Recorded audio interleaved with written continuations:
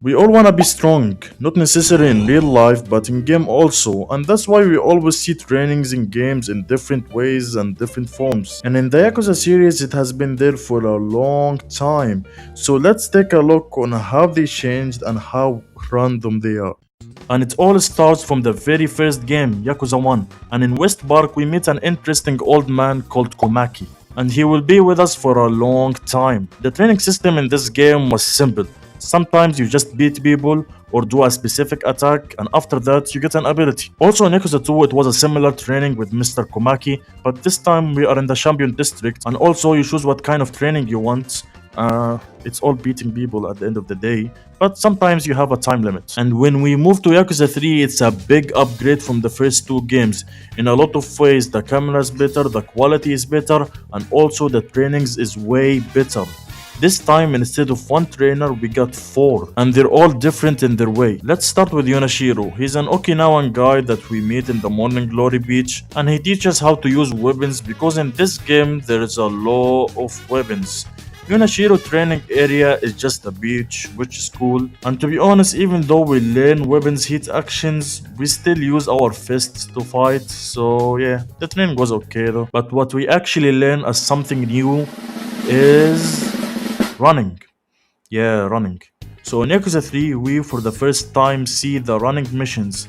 The goal of those is basically run from someone or just catch someone, and we got a training for that. And the trainer is Mac. Mac is someone we will see in future games, but in Yakuza 3 he takes the place that Majima was starting to build something called Kamarosho Hills in, and he made it his training place. He put it courses there where we run or catch him, but not just that, he also teaches probably the best thing in the Yakuza games, and that is posting in the internet.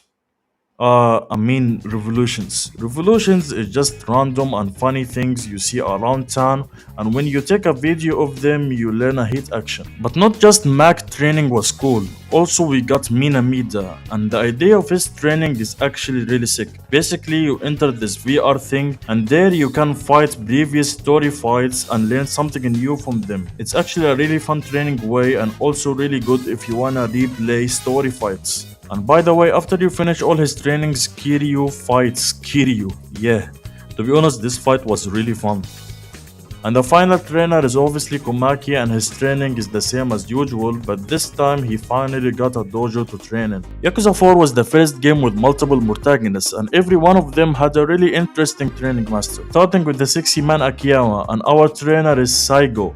I really like this guy, even though his training might be a little bit annoying sometimes, but for the first time we actually hold a weapon. But the thing is, he got this gun and he just keeps spamming it and it's really annoying. But what I like about his training is not the training itself, it's the funny things that he say before and after the training, and also his little story.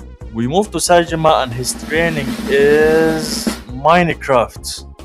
Wait, it's actually only mine. His training is really strange and one of a kind, you can say. So simply Sajima is walking underground and he meets this old man that is mining to look for his father treasure, and Sajima training is to basically help him mine, with sometimes a tricks on it. By the way, if you wonder how Sajima is learning attacks from mining, so looks like the father of the old man also left books of his trainings in the stone. Like, bro. Even though his training is a little bit boring, I enjoyed it to be honest. The third character is Tanimura and his trainer is Nier, the first female trainer. This time we go to good old normal fighting. But because Tanimura's style is really fun to play with, it makes this training really fun. So yeah, I enjoyed it. The last character is Kiryu and his trainer is, well, yeah, Komaki of course. And yeah, it's the same usual thing. But other than that, also we see Mac in Yakuza 4, he goes to every protagonist and tells them about the revolutions, but we don't have running training this time. We go to Yakuza 5 and 5 means 5 protagonists and 5 protagonists means 5 training masters. The first protagonist is Kiryu and his trainer is, yeah, as usual. Wait, what? Oh yeah, that's Komaki grandson. Don't ask me who is his father. And the training is, yeah, it's the same as usual. And the second protagonist is Saijima and his training is really weird. So there is a part in Saijima's section where we go to the mountains It's a long story, but anyways, there you can find this house, and when you give it a really specific item, I don't know how they want us to know what is it. This guy comes out, and bro is literally some kind of god. Look, he can even fly, and also he attacks with this key thing. And this game is so random. Anyways, he can also spawn these things and send snow from the mountains. His training was pretty random, but it was fun. And after fighting gods in the mountains, we go to dancing with Haruka. And because Haruka doesn't really fight, her training is doing dance battles. And sometimes a small sub-story where she learns something from it. Oh yeah, her trainer name is Yoko. Right after Haruka is Akiyama and Saigo is back, but this time he got a tan. Anyways, his training is still annoying. He makes us learn abilities in hunting and chasing missions. And the last protagonist is Shinada, and Shinada loves weapons, so his master is a weapon master. His training is the same, really just beat him, but he got this really funny story with Shinada where Shinada try and get him some ladies. By the way, don't think that Komaki is done. Every single protagonist in Yakuza 5 got a special training with Komaki when we all go to Kamarosho at the end of the story, and what is Komaki do? Also, in Yakuza 5, Mac is here and he texts the protagonist about the revolutions. And also, Minamida is here. He also was in Yakuza 4, but it was the same. In Yakuza 5, the fighting system for his VR thing changed a little bit from this to this. So, yeah.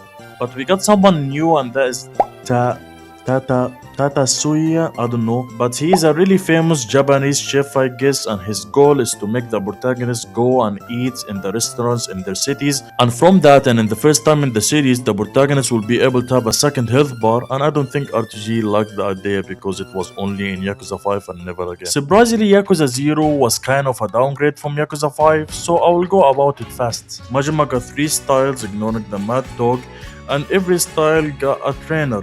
But to be honest, all of them is just beat the trainer and learn a new ability. So yeah, nothing much here. Oh yeah, the trainer for the Thug style for Majima is actually Komaki. So Majima is the first one who met Komaki, not Kiryu. And speaking of Kiryu, also he got 3 styles in this game, but his training actually got some ideas. Starting with the Beast style, and our trainer is the third and the last female trainer, Miss Tatsu. And she bought courses to Kiryu, and to pass her test you need to get a certain amount of money from those boxes. Wasn't the worst, to be honest. And for the Rush style, our trainer is Kamuji, I think. The training is unique because instead of fighting you need to keep dodging to win. And for Brawler it's the same as Majima, just fight and win.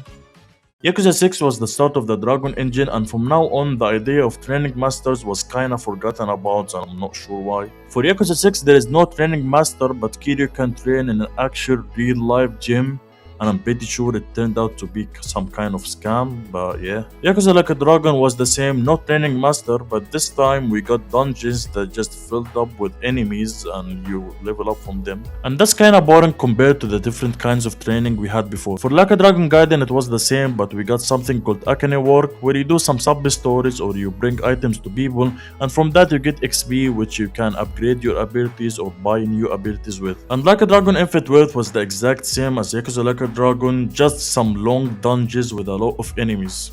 Really boring, I don't know, man.